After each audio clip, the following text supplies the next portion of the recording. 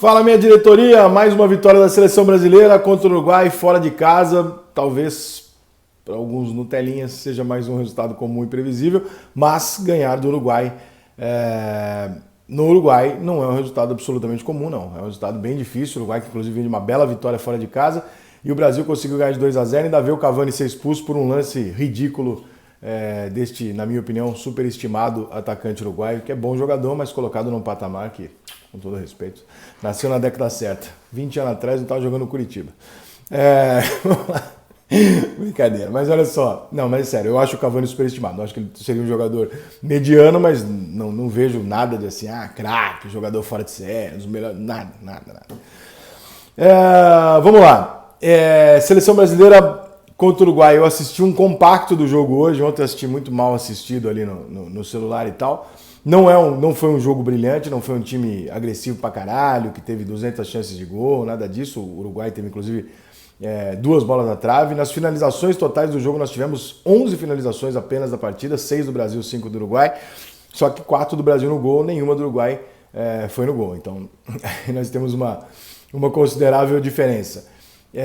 Volume de jogo, claro que o Uruguai vai ter um pouco mais a bola em alguns momentos e tal, tá jogando em casa, saiu perdendo já logo no primeiro tempo, então precisa correr atrás do resultado, o que não vai caracterizar quem foi melhor ou não. Agora, a seleção brasileira ela tem alguns poréns que é importante a gente citar.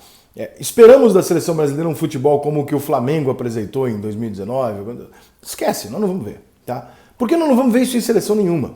Simplesmente porque o futebol atingiu um patamar técnico e tático onde é absolutamente mais importante a questão tática e técnica, a questão tática e física do que a questão técnica. Então, por melhor que sejam os jogadores da seleção brasileira, é um time infinitamente menos treinado do que um time de clube. Então, o time de clube tende cada vez a jogar um futebol melhor e as seleções jogar um futebol pior. Inclusive, parte disso leva a FIFA, a discussão que ela está tendo hoje, de diminuir as datas FIFA, as datas de seleção e etc. Por quê? Porque o grande interesse mundial, as seleções sempre foram uma coisa que as pessoas olhavam e falavam, meu Deus do céu, a oportunidade de eu ver 7, 8 jogadores galácticos jogando junto no mesmo time. Isso sempre fez das seleções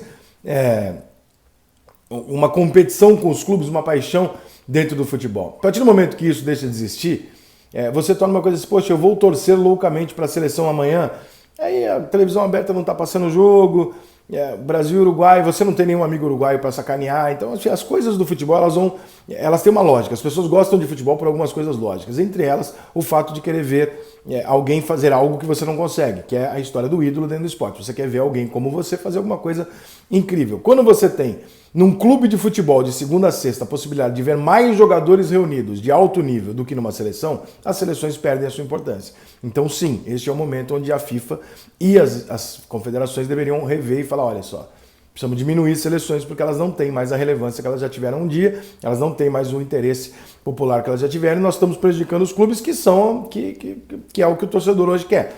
Exemplo, você tem hoje talvez no Barcelona, no Manchester City, no Bayern de Munique, mais jogadores incríveis do que dentro de qualquer seleção. Então você assiste isso todo domingo. Você não tem aquela loucura por ver isso na seleção. Nós não temos uma geração de Falcão, Sócrates, Toninho Cerezo, Zico. Não tem isso. Nós temos uma seleção brasileira de vários bons jogadores e um craque. Nós temos um futebol mundial de 3 craques.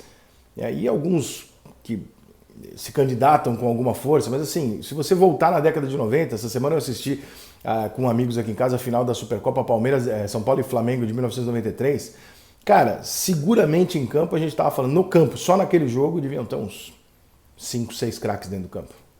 Hoje não tem no mundo. Então, a ideia, que inclusive defendida pelo meu amigo Bruno Formiga, de que o futebol que o futebol evoluiu, que o futebol não piorou. Então, não, o futebol piorou pra caralho, na minha opinião.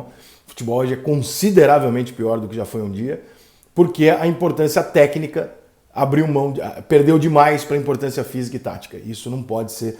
É como na Fórmula 1, né? Se você tinha uma Fórmula 1 em algum momento, não que isso seja totalmente verdade, tá?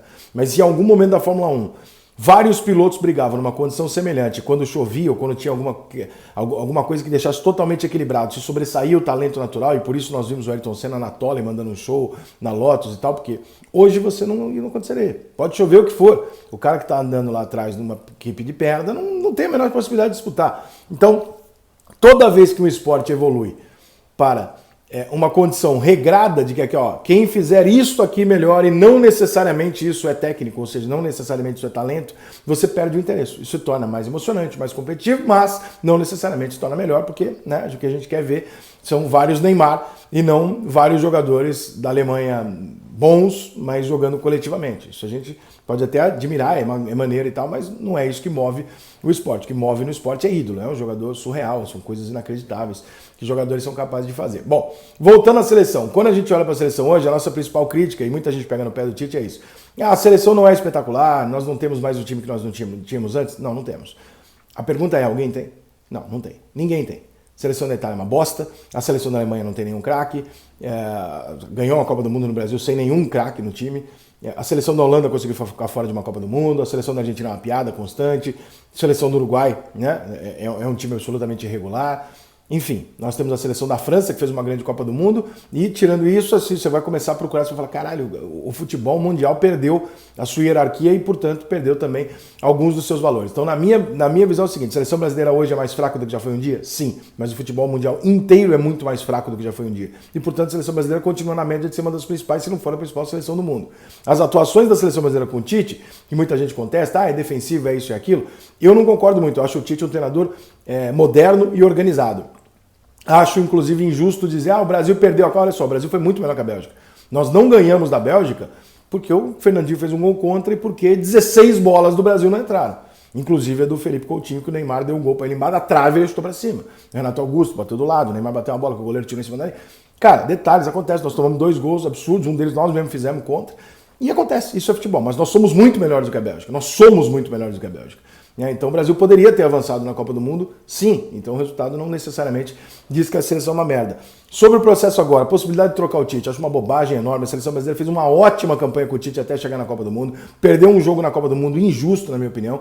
Passado isso, a seleção brasileira ganhou a Copa América e a seleção brasileira começa mais uma vez as eliminatórias ganhando os 4 jogos e sobrando na turma em relação aos outros times da América do Sul. Me perdoa, mas isso tem que ser um critério.